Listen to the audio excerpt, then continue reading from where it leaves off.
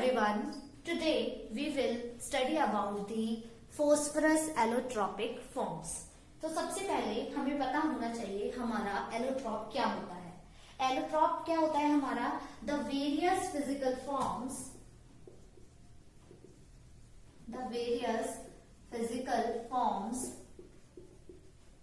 in which an element can exist is known as allotrop, है ना। हमारी कौन कौन सी ऐसी वेरियस फिजिकल फॉर्म्स हैं जिसमें हमारा जो एलिमेंट है वो एग्जिस्ट कर सकता है, उसी को हम क्या बोलते हैं? एलोट्रॉप बोलते हैं। जैसे कि हमने क्लास 10th में पढ़ा था, हमारे कार्बन के 3 एलोट्रॉप्स होते हैं। कौन कौन से थे? Diamond, graphite and the buckminsterfullerene. तो उसी तरीके से आपके फोस्फरस के भी यहाँ पे 3 एलोट्रॉप्स हैं। तो वो कौन कौन से एलोट्रॉप्स हैं आपके? White phosphorus, red phosphorus and the black phosphorus. ठीक है, तो इन 3 एलोट्रॉप्स ऑफ फोस्फरस के बारे में आज हम पढ़ने जा रहे हैं। So let's study about all these allotropes of the phosphorus one by one. Let's study the white phosphorus. आपका जो व्हाइट फोस्फरस होता है वो आपका सॉफ्ट ट्रांसलूसेंट वैक्सी व्हाइट सॉलिड होता है। ठीक है, और इसका जो ऑर्डर होता है वो कैसा होता है? गार्लिक ऑर्डर होता है। ये सॉफ्ट होने की वजह से आप इसे इजीली नाइफ से कट भी कर सकते हो, और इसका अपीयरेंस कैसा होता है? मोम जैसा। ठीक है, तो ये क्या है? आपका वैक्सी व्हाइट सॉलिड है। बात करें इसके नेचर की, तो ये पॉइजनस इन नेचर होता है। पॉइजनस क्यों होता है? जो भी पर्सन्स व्हाइट फोस्फरस के साथ काम करते हैं उनको एक डिजीज डेवलप हो जाता है। उस डिजीज को बोलते हैं फॉसी जॉब। जो आपका ये डिजीज है, इसमें एक्चुअल में होता क्या है? उन पर्सन्स की जो जॉ बोन है वो डीके होना स्टार्ट हो जाती है। तो इसीलिए ये क्या होता है? आपका पॉइजनस इन नेचर होता है। ठीक है, वाटर के साथ ये क्या है? आपका इनसॉल्युबल है, और ऑर्गेनिक सॉल्वेंट्स के साथ ये आपका क्या होता है? सॉल्युबल होता है। ऑर्गेनिक सॉल्वेंट कौन कौन से? कार्बन डाइसल्फाइड, अल्कोहल और ईथर। इनके साथ ये क्या होता है? आपका सॉल्युबल होता है। ठीक है, ये लेस स्टेबल होता है आपका व्हाइट फोस्फरस, और लेस स्टेबल होने के कारण ये आपका क्या होता है? मोर रिएक्टिव होता है than your red and black phosphorus. ठीक है, आपकी रेड और ब्लैक फोस्फरस से ये बहुत ज्यादा क्या होता है? रिएक्टिव होता है। रीजन क्या है? इसके जो P4 मॉलिक्यूल्स होते हैं उसमें एंगल स्ट्रेन सिर्फ और सिर्फ कितने डिग्री का होता है? 60 डिग्री का। तो इस एंगल स्ट्रेन की वजह से ही आपका जो ये व्हाइट फोस्फरस है वो क्या होता है? मोर रिएक्टिव होता है।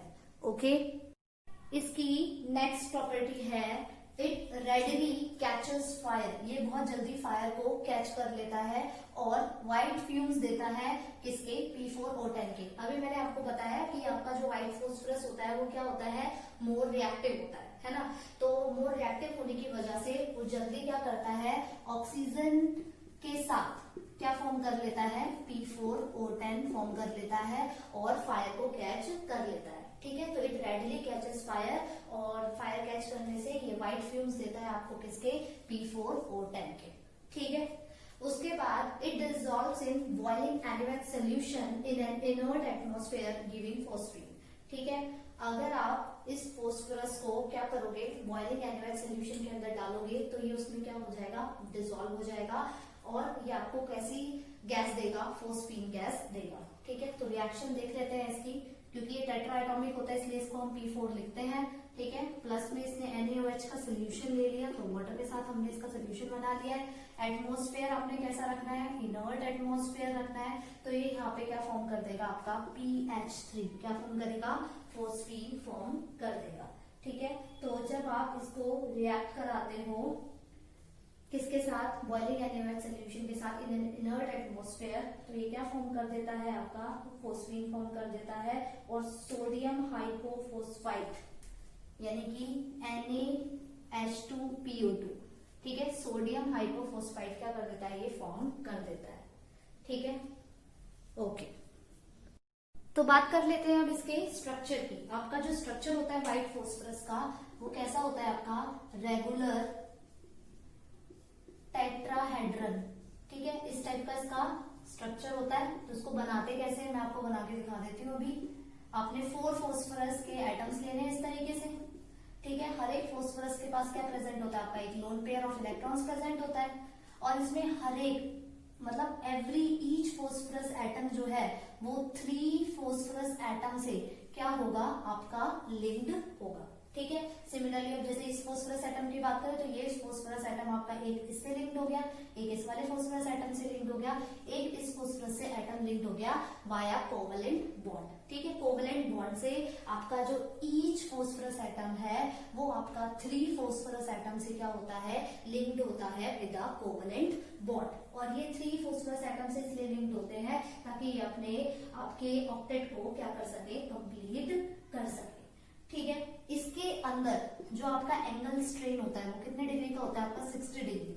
इस एंगल स्ट्रेन की वजह से ही आपका जो व्हाइट फॉस्फरस का स्ट्रक्चर होता है वो क्या होता है, आपका लेस स्टेबल होता है और मोर रिएक्टिव होता है। ठीक है, अगर आप इस व्हाइट फॉस्फरस को क्या कर दो, इस व्हाइट फॉस्फरस को अगर आप लाइट में रख दोगे तो when it is expose to light इसका जो कलर है वो कैसा हो जाता है, येलो। तो कई बार व्हाइट फॉस्फरस को येलो फॉस्फरस के नाम से भी जाना जाता है। ठीक है, तो आपका स्ट्रक्चर मैंने बता दिया कैसा होता है, रेगुलर टेट्राहेड्रन। और दूसरी बात आप इसमें क्या बताओगे, each phosphorus atom is linked with 3 phosphorus atoms to complete its octet by a covalent bond. ठीक है, कोवेलेंट बॉन्ड से आपका हर एक फॉस्फरस एटम 3 फॉस्फरस एटम से लिंक्ड होता है और अपने ऑक्टेट को ये क्या करता है, कंप्लीट करता है। इसमें जो एंगल स्ट्रेन होता है वो कितने डिग्री का होता है, 60 डिग्री का होता है, जिसकी वजह से आपका ये क्या होता है, आपका मोर रिएक्टिव और लेस स्टेबल होता है। ठीक है, और इसमें जो आपके फॉस्फरस की जो हाइब्रिडाइजेशन की अगर मैं बात करूं तो हर एक फॉस्फरस एटम की जो इसमें हाइब्रिडाइजेशन होती है वो कैसी होती है, आपकी sp3। ठीक है, तो हाइब्रिडाइजेशन क्या बताओगे आप इसमें फॉस्फरस एटम की, वो क्या है, आपकी sp3 है। ठीक है, अब बात कर लेते हैं इसकी प्रिपरेशन की। तो आपका जो व्हाइट फॉस्फरस है वो किस तरीके से ऑब्टेन होता है, वी विल सी। तो आपने क्या लेना है, एक फॉस्फेट रॉक ले लिया। तो सपोज मैंने कैल्शियम फॉस्फेट रॉक ले लिया यहाँ पे। ठीक है, इसमें आपने क्या मिलाना है, सिलिका। तो जब आप इस कैल्शियम फॉस्फेट के अंदर सिलिका मिलाओगे तो आपको मिलेगा CaSiO3 एंड P4O10। ठीक है, ये मिलेगा आपको। उसके बाद आपने क्या करना है, जो आपका यहाँ पे P4O10 मिला है उसको कोक के साथ हीट करना है। जब आप इस P4O10 को क्या करोगे, कोक के साथ हीट करोगे तो आपको क्या मिल जाएगा, व्हाइट फॉस्फरस मिल जाएगा और प्लस में कार्बन मोनोऑक्साइड गैस मिल जाएगी। ठीक है, तो प्रिपरेशन कैसे करनी है, आपने कोई भी फॉस्फेट रॉक लेनी है, उसको सिलिका के साथ रिएक्ट कराना है। तो जब आप इसको सिलिका के साथ रिएक्ट कराओगे तो आपको CaSiO3 मिल जाएगा, प्लस में P4O10 मिल जाएगा। जब आप इस P4O10 को कोक के साथ हीट कराओगे तो आपको यहाँ पे कैसा फॉस्फरस मिल जाएगा, व्हाइट फॉस्फरस मिल जाएगा। ठीक है, so this is how you can prepare the white phosphorus. I hope आपको अच्छे से अब ये क्लियर हो गया होगा। अब हम इसका नेक्स्ट एलोट्रॉप देख लेते हैं। हमारा नेक्स्ट एलोट्रॉप ऑफ फॉस्फरस है रेड फॉस्फरस। तो इसकी properties we will discuss now. तो ये क्या होता है, it is hard crystalline orderless solid है विद आयरन ग्रे लस्टर। ठीक है, ये आपका हार्ड होता है, इसका स्ट्रक्चर क्रिस्टलाइन होता है, इसकी कोई भी स्मेल नहीं होती, ये ऑर्डरलेस होता है। ठीक है, और इसका जो लस्टर होता है, इसकी जो शाइन होती है वो कैसी होती है, आयरन ग्रे जैसी। वेयर एज अगर हम इसकी प्रॉपर्टीज को साथ के साथ व्हाइट फॉस्फरस के साथ कंपेयर करें तो आपका व्हाइट फॉस्फरस कैसा था, सॉफ्ट था, ट्रांसलूसेंट वैक्सी सॉलिड था और उसका ऑर्डर कैसा था, गार्लिक ऑर्डर था। ठीक है, इसकी नेक्स्ट प्रॉपर्टी क्या है, ये कैसा होता है, आपका नॉन पॉइजनस होता है। ठीक है, वेयर एज आपका जो व्हाइट फॉस्फरस था वो कैसा था, पॉइजनस इन नेचर था।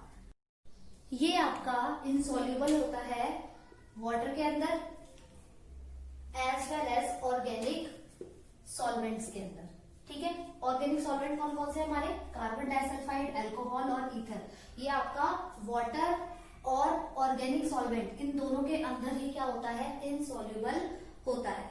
ठीक है, वेयर एज आपका जो व्हाइट फॉस्फरस है वो वाटर के अंदर इनसॉल्युबल होता है सिर्फ, लेकिन ऑर्गेनिक सॉल्वेंट्स के अंदर क्या होता है, इनसॉल्युबल होता है।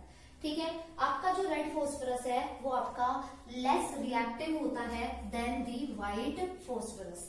ठीक है, नेक्स्ट आपका जो इसकी प्रॉपर्टी है वो क्या है, it does not glow in the dark, ये आपके डार्क में ग्लो नहीं करता। वेयर एज आपका जो व्हाइट फोस्फरस है वो आपका क्या करता है, डार्क में ग्लो करता है, लेकिन ये आपका डार्क में ग्लो नहीं करता है। ठीक है, इसकी नेक्स्ट प्रॉपर्टी क्या है, it does not react with caustic alkalis, आपका ये कॉस्टिक अल्कलीज के साथ आपका जो रेड फोस्फरस है वो रिएक्ट नहीं करता है, लेकिन आपका जो व्हाइट फोस्फरस है कॉस्टिक अल्कलीज के साथ रिएक्ट करता है। ठीक है, तो जो इसकी ये प्रॉपर्टी है रेड फोस्फरस की of not reacting with the caustic alkalies, ये प्रॉपर्टी यूज की जाती है to separate the red phosphorus from the white phosphorus. ठीक है, रेड फोस्फरस को व्हाइट फोस्फरस से सेपरेट करने के लिए हम इस प्रॉपर्टी का क्या करते हैं, यूज करते हैं। Okay, let's talk about the preparation of the red phosphorus. तो रेड फोस्फरस आपको कैसे मिलती है, आपने करना क्या है, आपने व्हाइट फोस्फरस लेनी है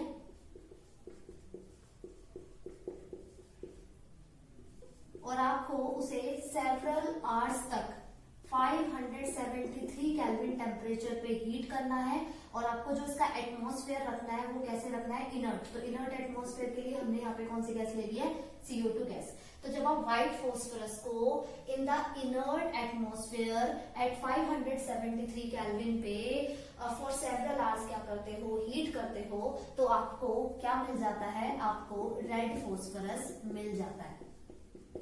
ठीक है, अब बात करें इसके स्ट्रक्चर की, तो इसका जो स्ट्रक्चर होता है वो कैसा होता है, पॉलीमरिक रेगुलर टेट्राहेड्रन। ठीक है, इसका जो स्ट्रक्चर होता है वो कैसा होता है, पॉलीमरिक रेगुलर टेट्राहेड्रन इसका स्ट्रक्चर होता है। तो जैसे आपका रेगुलर टेट्राहेड्रन व्हाइट फोस्फरस का स्ट्रक्चर था, बिल्कुल उसी तरीके से होता है, और वो जो सारे स्ट्रक्चर्स हैं वो क्या हो जाते हैं, एक चेन के थ्रू लिंक हो जाते हैं, इसलिए हम स्ट्रक्चर को कैसा बोलते हैं, पॉलीमरिक। तो मैं आपको ड्रॉ करके दिखा देती हूँ यहाँ पे। रेगुलर टेट्राहेड्रन आपने जैसे व्हाइट फोस्फरस के लिए बनाया था, बिल्कुल उसी तरीके से बनाना है। Each phosphorus atom is linked with 3 phosphorus atom, है ना। सिमिलरली एक और बना लेते हैं यहाँ पे,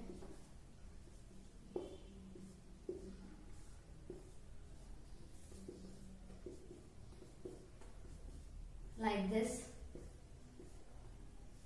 ठीक है, तो इसमें जो आपका हर रेगुलर टेट्राहेड्रन, जो आपका हर एक जो रेगुलर टेट्राहेड्रन है वो क्या हो जाएगा, आपस में लिंक हो जाएगा इस तरीके से। ठीक है, तो इस तरीके का आपका इसका क्या होता है, स्ट्रक्चर होता है। ठीक है, तो ये क्या बना लेता है, इस तरीके का पॉलीमर बना देता है, इसीलिए इसको पॉलीमरिक रेगुलर टेट्राहेड्रन बोलते हैं। तो क्योंकि ये पॉलीमरिक चेन बनाता है, इसी वजह से इसका जो मेल्टिंग पॉइंट है वो आपके व्हाइट फोस्फरस से क्या होता है, आपका ज्यादा होता है। Its melting point is much higher than the white phosphorus because of this polymeric structure. ठीक है, तो हमने रेड फोस्फरस भी कंप्लीट कर लिया है।